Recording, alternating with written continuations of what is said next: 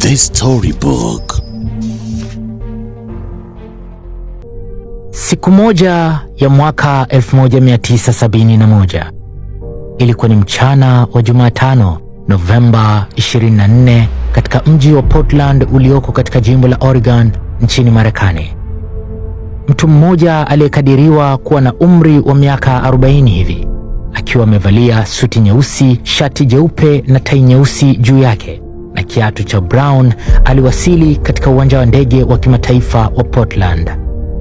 Mkononi mwake mtu huyo alikuwa amebeba briefcase nyeusi na bahasha ya kaki yenye urefu wa inchi 4 na upana wa inchi 12 hivi. Hakuna ambaye alidhani kuwa mtu huyo mtanashati alijiandaa kutekeleza uhalifu mkubwa ambao hautasahaulika.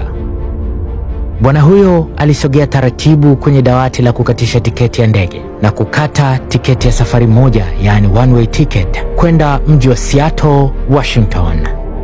Alikata tiketi yenye thamani ya dola 20 za Kimarekani kwenye ndege nambari 305 aina ya Boeing 727 iliyokuwa ikimilikiwa na kampuni ya Northwest Orient Airlines. Wakati akikata tiketi, mhudumu wa kukatisha tiketi alimuuliza jina lake ili aandike katika rekodi za abiria watakaoanza safari mchana ule. Mtu huyo alimtajia mhudumu kuwa jina lake anaitwa Dan Cooper.